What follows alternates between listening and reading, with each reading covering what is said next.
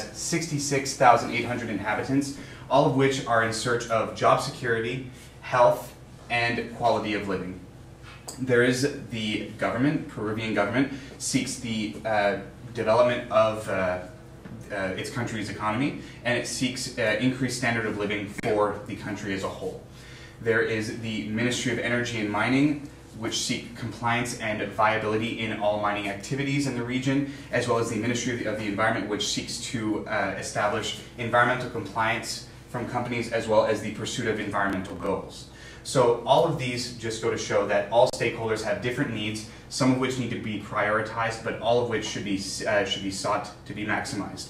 So given the potential impact of the project, Genius Properties must secure the support of key stakeholders and seek to maximize their overall benefit. So Cerro de Pasco, dubbed in a state of environmental emergency. So this region is a victim of natural contamination and has been resting on land that is rich in heavy metals such as lead, zinc, and copper for 400 years. It's considered Peru's mining capital, accounting for 56% of its exports, and it has a tainted mining history, to say the least. So the history of many companies coming through and exploiting the land in mostly irresponsible ways creates a very negative image, and it also erodes trust within the stakeholders in this project. The first experience that I ever had about learning about mining was Disney's Snow White and the Seven Dwarfs. But I think we can agree, as with most things Disney, they're usually a gross oversimplification. Particularly the industry with any resource extraction, be it timber, mining, or even oil, is under a lot of scrutiny. And if you don't believe me, you can simply ask British Petroleum or ExxonMobil following their oil spills. So, all that being said, the needs of this region is, as previously stated, quality of life, so safety from contamination, from the disruptants from the mining activities, employment, so job security, and overall education about the environmental impact of what is happening in this region. So the scrutiny resulting from the industry's nature and the region's tumultuous mining history requires that Genius Properties become a leading example in sustainable development. So the Mining Association of Canada has over 40 members. In fact, the top 10 mining companies in Canada, only 3 of them do not hold a Mining Association of Canada membership. So what are these benefits to membership? Well, full membership entails a vote on their board of directors, and so helping in the decision-making process. It involves access to industry experts within the mining industry and having a vast mining network to create synergies. Most importantly, in line with what your company would like to do, they have Towards Sustainable Mining, a program that is focused on creating sustainable mining practices through transparency, trust, and accountability. So your company is going into this region and they aren't exploiting virgin lands for new resources. They're going to be removing dangerous heavy metals from the tailings left by other mining activities. So in pursuit of this project, Genius Properties should consider MAC membership in order to leverage industry expertise and shared sustainability goals. Now Maurice will discuss the 3 alternatives that we've determined in attempting to solve your company's mandate.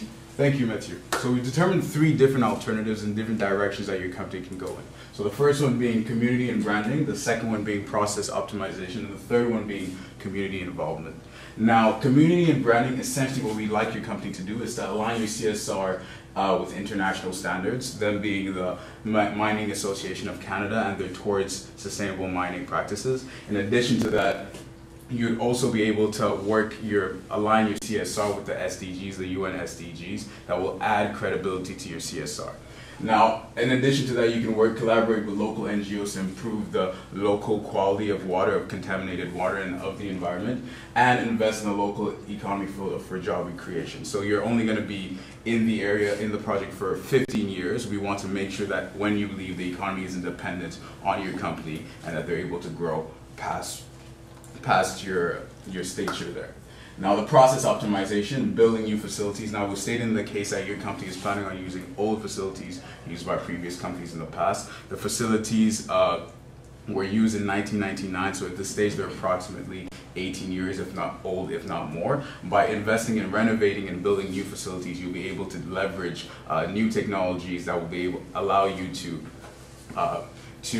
not pollute as much into the environment, and in addition to that, essentially have a better impact on the environment. So dedicated training of locals, there's a lot of locals that you'd like to hire, but not enough of them are trained. So to develop a program that will allow you to train the locals and even leverage their expertise if you might want to expand into other countries in the region, and use the time and energy you've invested in them. And you'll be able to leverage local knowledge for future endeavors. Now for community involvement, we want you to build schools in the community and hospitals that will allow you to help the community, and invest in building water treatment facilities that will help the contamination issue that's faced by the community.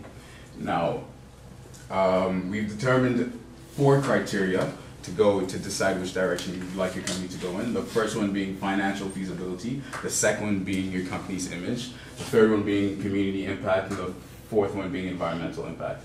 Based on our criteria and our decision matrix, we've determined that community and branding, aligning yourself with the Mining Association of Canada, is the best direction for your company to go in. With that being said, I'd like to pass it on to Juliette, who will carry on with implementation.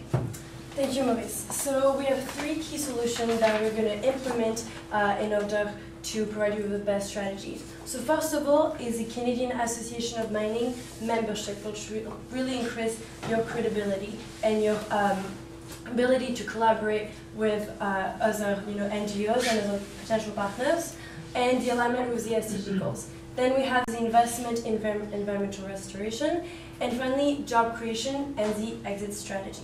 So if we look at implementation at a glance, it's a 15-year plan because you will be there for a long time, and we want to make sure that we cover all your bases. So first of all, year 1 is establishing that credibility. Like we saw in analysis, the mining industry is very tricky to go into because it has so many environmental concerns attached to it. So we'd like to strengthen your image and your reputation as a leader in sustainable mining. That's going to be done through several tactics, and we're going to measure it by a decrease in 80% of the negativity. So you didn't have negativity with your company directly, it was mostly mining in the region of Cerro de Pasco. So you want to see a decrease of 80%. Next 2 to 5 years is going to be starting to clean the land and reconstruct it while you guys are operating. So again, several tactics that we'll go into, and we're going to measure that with a 15% decrease in the contamination, mostly with lead, which we saw, which was a major issue with children, and then creation of 5,000 jobs. That was one of the mandates that you wanted us to move towards. And finally, your exit strategy. So that's going to be investing in local businesses, because at the end of the 15 years, you'll most likely retract yourself from the place. So you want to make sure that you've invested in other companies so that they can, the local communities still have a job. And we're going to measure that with a 20% reconstruction of land. So first of all, the Mining Association of Canada. Yes, it is in Canada, and your project is not. However, it will add a lot of credibility. So what is it? It's first of all, there's a full membership with the Mining Association of Canada, and then the alignment with the first part we see here towards sustainability mining. And next we have the alignment with the Sustainability Development Goals developed by the United Nations. There's 17 of them, and we believe that if you promote that you are focusing on at least 3 of them, no poverty, clean water access, and respect of the environment, you're going to gain that credibility. So if we looked into the full membership and what it looks like and how you could get into it, so first of all, they require your full commitment to all the different social and environmental goals that they have, which you've already come forward to us with these innovations you want to implement, so we strongly believe that we are a perfect fit and easy to implement. Then they require a self-assessment that you will go into, and then an external assessment with an unbiased third party every 3 years to make sure that you're in line with everything. So the benefit is that greater credibility. You mentioned to us that you were worried that a lot of your stakeholders might not want to partner with you or want you to go into the region because of all the negative scrutiny that's been going on. Therefore, this international recognition and credibility will be a really, really strong point to your company. Next, we have a new quality of living for the people of the region of Cerro de Pasco. So these people have been living in pretty detrimental condition over all the years that have been going on, and you're coming in with a really innovative idea and good positive idea to help them out, which we really want to come forward to and congratulate you for, because it's very important and there's few of us doing that, So 2 ways, collaborating with NGOs already working on the ground, and then we know that you already have expertise, especially in water quality, as you've already worked into those industries. Therefore, you will be able to capitalize on that. We also would like to work with Christian Aid and El Centro Labor. So Christian Aid is an English company, an NGO working on the ground, and they already have a lot of work in terms of education with the people, and because they're an English company, it might help with the fact that you're from Canada, so that there is no corruption or anything like that, because we're in the region of Peru. And then El Centro Labor, we believe it would be very key to work with them as well, because they're in the region, therefore they will have a great impact towards the community, and the community will be more likely to listen. So how does this work for the new quality of life? There's 3 main steps. First, when you come in the ground, you mentioned creating a buffer zone. We believe you should do that right away because that buffer zone won't be as difficult to implement compared to the other thing you mentioned. So that buffer zone, you can create it pretty fast, so that right away the community has a space separating the mine.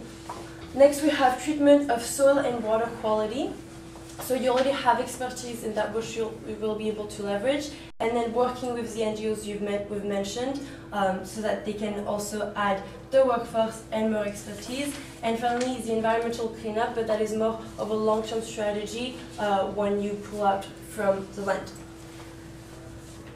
So next, we have the economic prosperity of the land. So first of all, we're going to train the local workforce. You mentioned going to see the University of Daniel Alcides Carrion, the National University, which is a very good idea. They have a strong engineering faculty, like you've mentioned. So what we propose to you is that you go directly there, and there's several ways you can approach them. First of all, there's internships that you can provide them to incentivize them to work into that industry, and then be present at the key points where they're going to be able to give that back to you. So we have internships, so being present in the sense that you can propose them internship where you'll be able to train them directly, and then they'll be able to go back into your company. And the other thing is career fairs, so being present in that moment where they're looking for the next step after university.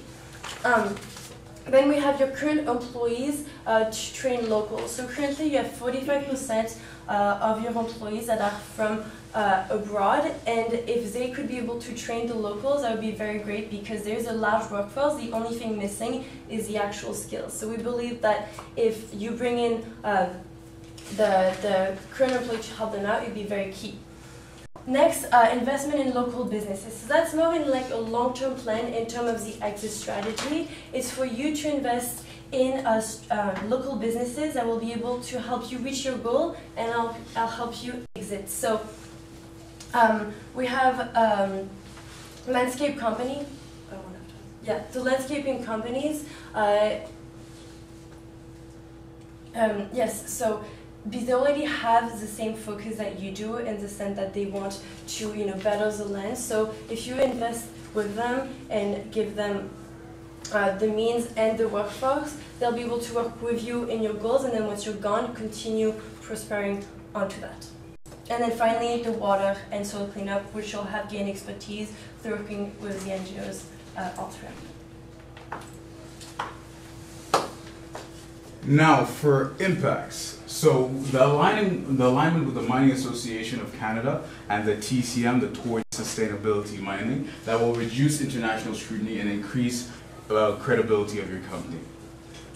the creation of funds for SMEs, so small to medium-sized enterprises, and investing in these enterprises in Peru that will allow you to increase local job creation outside the mining industry by approximately 20% in the first 8 years. And by doing so, your company will be able to add value in the economy even after you've left. Now, with that being said, during the case, you did not provide extensive financials, but we'd be happy to go over those. We believe by following this strategy, your company will not only be able to add value to the economy, bring back the life to the mining sector in Peru, but in addition to that, you'll be able to create value and add value to the environment and to the communities for years to come after. So we identified our 3 key issues, which were reputation of the mining industry, which was an issue. Quality of living in Cerro de Pasco, so the noise disturbances and the poor quality of water, the contamination, and the community dependence on the mine. And we provided you with three different key solutions: the Canadian Association of Mining, which would increase your credibility as a company; the investment in environmental restoration, which will increase the value added to the environment for years to come after you've left; and the job creation, which will reduce the dependence of the economy on the mining sector. With that being said, we are Greener Tomorrow Consultancy, and we'd like to thank you for your time and open the floor for questions.